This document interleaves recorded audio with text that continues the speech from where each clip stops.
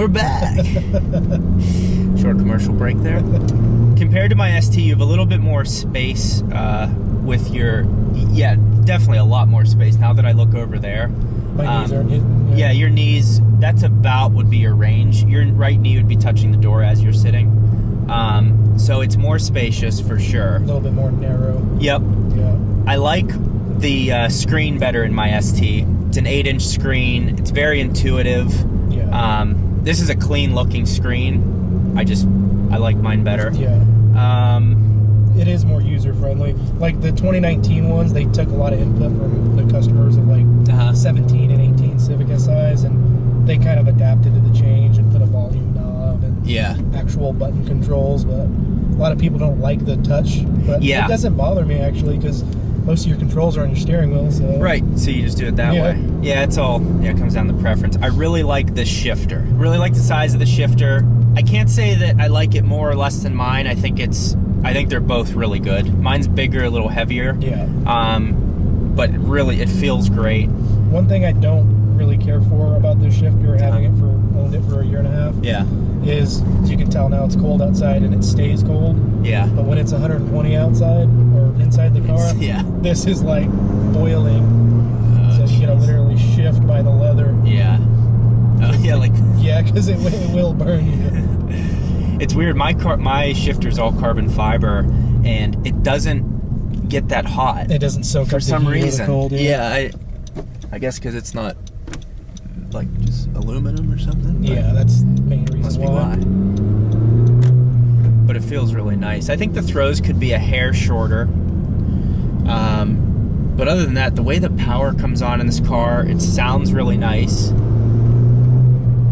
It's not overbearing. I mean, I was really on the fence about getting a muffler delete because I just not really my style. Yeah. But I mean, it was just way too quiet for stock, and I couldn't see spending $1,000 on a performance add-on that doesn't give you any performance. Yeah. You know. No, yep. Yeah, the stock exhaust on these cars, they flow just as efficient as they do with aftermarket. It's just you're really getting it for sound. Yep.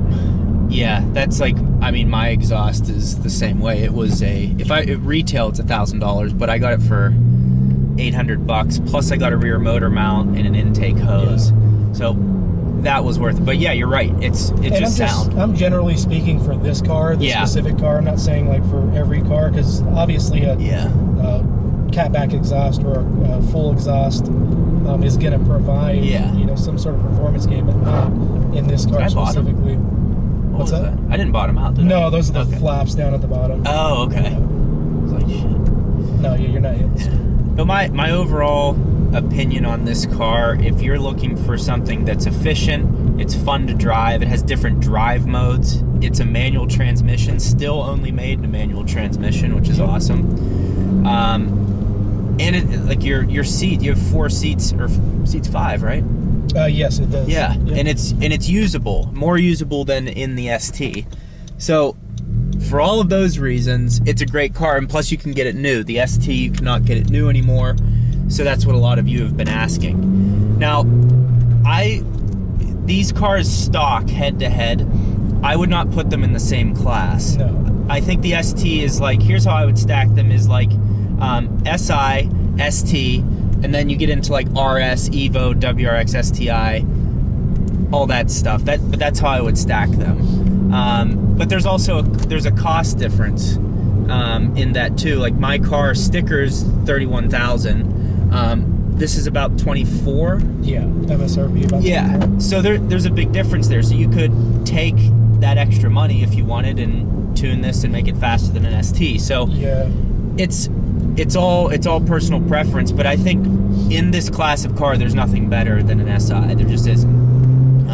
It has it all. It's high quality build. It's a Honda. It'll run forever. And in my Ford, you know, I constantly hear people saying, "Yeah, wait till the wheels fall off," or "Wait till this happens." And like, you know, nothing's happened so far. But I was a tech at Sanderson Ford for years. Okay. And I've personally worked on like STs and a lot of the EcoBoost motors, so I know firsthand of like how well built those motors are.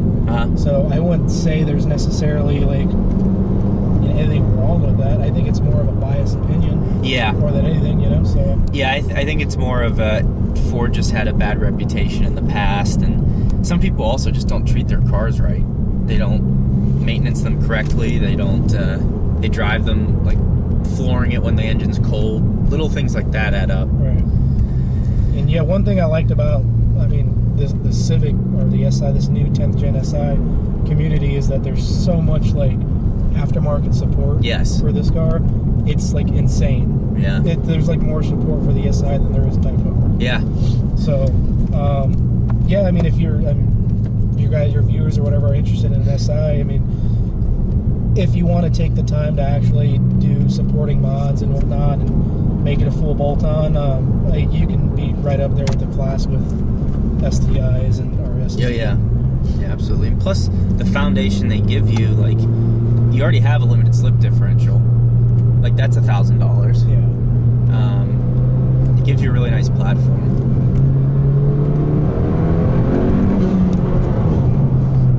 And with that being said, stage 1 tune right now, I am pulling on STIs. Yeah. Yeah.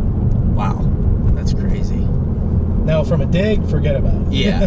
Yeah. But yeah, from like 30, 40 rolls, yeah, this has so much like low end torque. It takes forever for those to spool up. It seems like stock, so. Yeah, that's crazy. Kind of conclude this video.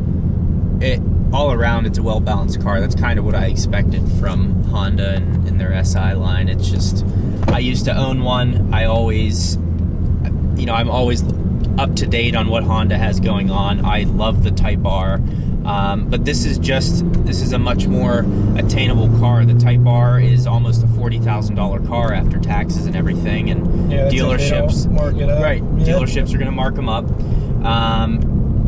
This is just it's a great car. It'll last forever. It's a lot of fun to drive, and that's what I have to say. So, if you guys enjoyed this video, you're still with me in the video, go ahead and drop a like. I think you should subscribe to the channel. Helps me pay the bills. I did. He did. He subscribed. And hope you all enjoyed the video. Jesus, this is fun. Brakes feel nice too. Yeah, that's one thing they did is they upgraded the brakes when they went 10th gen. Yeah. The calipers are bigger and the rotor size. Yeah. Was a lot bigger. Yeah, it feels really nice. Just cool having a sport mode too. Just a fun. Yeah, I mean, you get everything lit up red. Yeah, right? So makes you excited. One way, I mean, the feel of the sport mode is very kind of minute, you know. Like you really got to kind of like. I felt tether the wheel back and forth. Yeah. And then you hit the sport mode, you can feel it tighten up. Yeah, I felt the weight of the steering for sure, and it made a difference. I'll say that. It's not like I'm like trying to feel it. It was quite noticeable. Yeah, it's more noticeable in the stiffness of the steering wheel, and a little bit in the dampening, but yeah, with the throttle response with the tune I have, I mean it's pretty much just getting full 25 pounds of pressure. Yeah, that's a lot. But yeah, so thank you all for watching, and we'll see you next time.